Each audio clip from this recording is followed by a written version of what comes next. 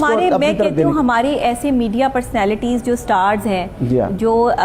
مطلب سنگرز بھی ہیں، ایکٹرز بھی ہیں، ماڈلز بھی ہیں ایون کے، آپ یقین کریں ان کا کام جو بھی ہے میڈیا میں وہ اپنا کام کر رہے ہیں، لیکن وہ جس طرح لوگوں کی خدمت کر رہے ہیں نا، اور جس طرح چھپ کے لوگوں کے گھروں کے سرکل جو ہے وہ چلا رہے ہیں، بس یہ وہ اپنی آخرت سنوار۔ کوئی شک نہیں ہے، ایسی بہت ساری آرگنائزیشنز کو میں جانتا ہوں کہ جن کے ساتھ ہمارے شوبز کے لوگ جڑے ہوئے ہیں، ہمارے مذہبی طبقات کے لوگ جڑے ہوئے ہیں، ہمارے ڈاکٹرز جڑے ہوئے ہیں، جس سے ہمارے مختلف شعبہ ہے زندگی کے جو اسپیشلسٹ ہے وہ باقاعدہ اب یہ ساری باتیں کھلتی ہیں جب انسان اس دنیا سے رخصت ہو جاتا ہے۔ ایسے ہی ہے، تو وہ ایسے ہی دیکھیں عبدالستار ایدھی تھے، تو آپ نے انسانیت کے لیے کتنی بڑی، اور وہ انسانیت کی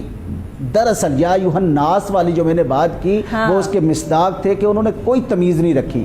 کسی کا مذہب نہیں دیکھا، کسی کا رنگ و نسل نہیں دیکھا، کسی اعتبار سے کوئی فرق نہیں کیا، جو ضرورت مند ہے، جو محتاج ہے، جو محروم ہے، اس کی محرومیوں کو مٹانے کے لیے ہر ممکن وہ اپنا آپ پیش کرتے رہے، اور کیسی سادہ زندگی جو ہے وہ گزار کر چلے گئے۔ اب آج ہمیں ان کے حوالے سے بھی مختلف طرح کی جو ہے وہ پوائنٹ آف ویوز ملیں گے، لیکن اللہ کی بارگاہ میں وہ کیا مقبولیت رکھتے ہیں یہ تو اللہ ہی بہتر جانتا ہے۔ اچھا، آپ آئیں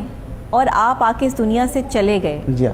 اور آپ کے پیچھے رونے والوں کی تعداد بھی زیادہ نہ ہو، تو آپ کا اس دنیا میں آنے کا فائدہ کیا؟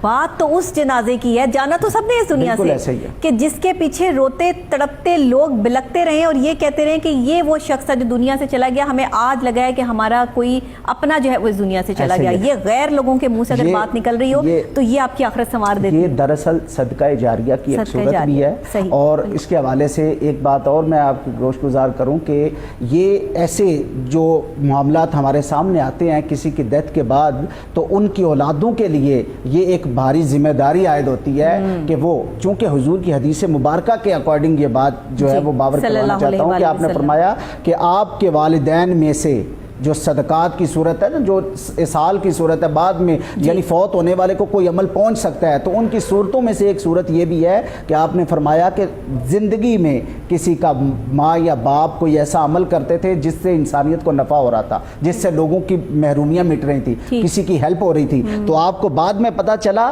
یا خود آ کر کسی نے کہہ دیا کہ وہ تو زندگی میں میرے ساتھ ایسی بھلائی کرتا تھا، تو آپ پر لازم ہے کہ آپ اس کو کنٹینیو رکھیں، اس کی قبر میں اس کے لیے جو ہے وہ راحت کا سامان ہوگا، اس کی بھلائی اور خیر کا سامان ہوگا، اس کے لیے بخشش و مغفرت کا ذریعہ ہوگا وہ، تو اولادوں کے لیے یہ لازم ہے کہ وہ اس عمل کو جاری رکھیں، جس حد تک کر سکے، جو ان کی استطاعت ہے اسی تک وہ کرے، لیکن وہ عمل جاری رکھے تاکہ جانے والا جو ہے وہ قبر میں بھی راحت پا سکے اور اللہ کے ہاں سرخروئی پا سکے۔ یہ صدقہ جاریہ کی ایک صورت ہے کہ جہاں نیک صالح اولاد جو ہے وہ بھی صدقہ جاریہ ہے، تو یہ صالح اولاد کا ہی عمل ہے کہ وہ اپنے ماں باپ کے گزر جانے کے بعد ان کے عمل کو بھی جاری رکھے۔